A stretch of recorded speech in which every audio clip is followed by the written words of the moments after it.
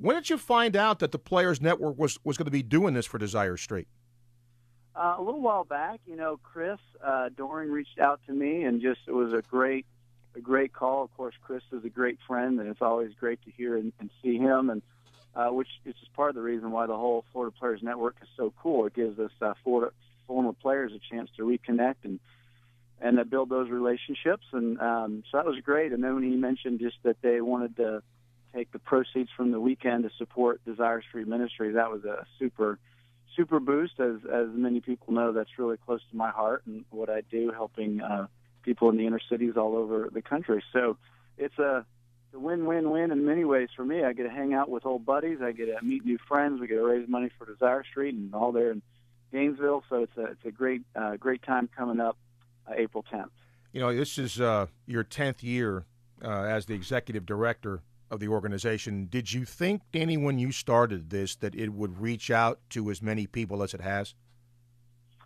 It's one of those things where, I got involved just to help while I was playing at the Saints. I didn't start it, and I just got involved and then really believed in what we were doing there in New Orleans. And, there had been a lot of talk initially about trying to expand that beyond, but, you just never know how those things unfold. And the irony is that Katrina, on one hand, was brutal in so many ways, and yet on the other hand, it sort of forced us into this new model of growth and expansion. And so that's why we're now in several different communities across the Southeast and growing. And so it's another example of those tough times that can often lead to unexpected blessings. And I'll also say part of that whole story unfolded because the Gator Nation really stepped up and really supported me in Desire Street and has since then. And so literally through Katrina and many other storms, we've all stuck together, and it's a blessing. I want to ask about the Florida Players Network too, Danny, because like you said, you get old friends and maybe Gators that you didn't play with in your era, but I think that's one of the neat things about the Florida Players Network, that it has Gator players from all eras. You can sit and, swap stories, but also find out some history about Gator football. Isn't that true? Yeah, absolutely. I'm really looking forward to be there. I unfortunately haven't got to participate in many of the events.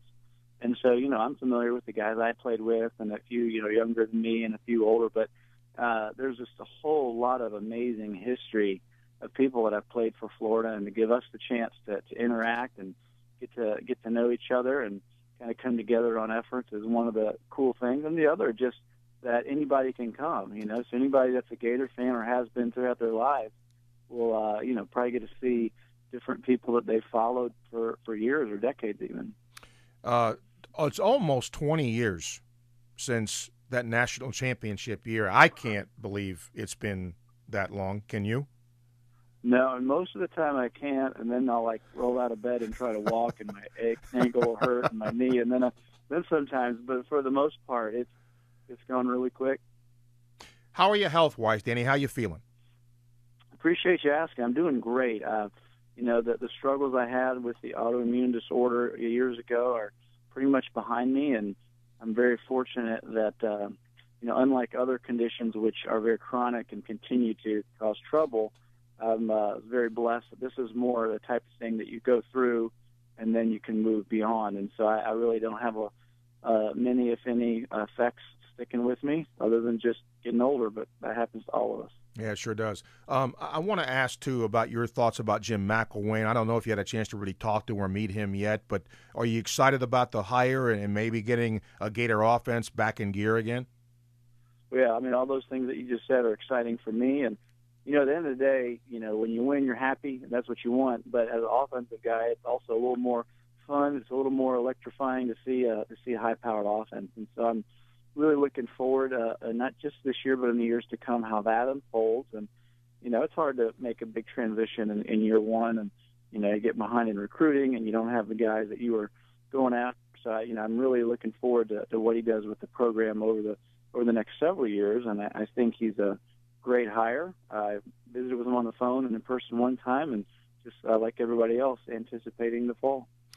Danny Wuerffel, our guest here, Gator great, who's going to be here over the Orange and Blue weekend, part of what the Florida Players Network is doing. They are honoring his Desire Street Ministries. Danny's involvement with that certainly over a long period of time has helped tons and tons of people. Two last questions, Danny.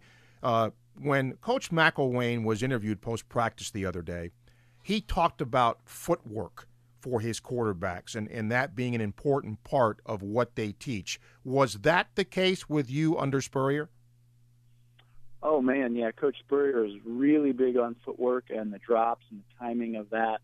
You know, so many activities in life, be it sports or even other things, there's sort of a foundation or a base, if you will, that you have to have before you can perform some of the more intricate things. You know, some might be called fundamentals or other things. But, you know, when you're talking about quarterbacking, it's so easy to get caught up in the spiral and the arm and the accuracy and the decision-making.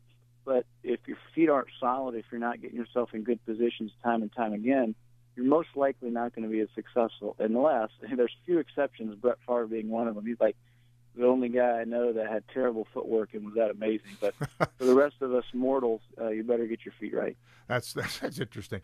Danny, if somebody wants to help out Desire Street Ministries, what can they do? Super. Well, for us, I would definitely, send people to our website, desirestreet.org, and we've got some things in Florida and around the Southeast to be involved in. You know, for this particular thing, I think the most exciting opportunity is to come be a part of both. There's a golf tournament on Friday morning, April 10th, and then there's the blue carpet event that night. And so there's tickets available. And so, if you're a Gator fan anywhere, come hang out with me and a bunch of other former Gators. You can get tickets if you go to facebook.com/FPNGators. So that's facebook.com/FPNGators, or you can call 404-822-3231, 404-822-3231, and I hope to see a bunch of you there on Friday, April 10th. Yep, that's going to be that's at the golf course. They'll start at 7 in the morning, and then that night, 7 to 8 p.m., with the blue carpet extravaganza with Danny there. Danny, number one, I'm glad you're better. Two, it is always a pleasure to have you here. You're always welcome, you know that, and thanks for taking time with me. You got it. Thanks for all you do, Steve. God bless you, buddy. All right, Danny. Thank you, buddy. Danny Wuerffel, who, again, needs no introduction, class act that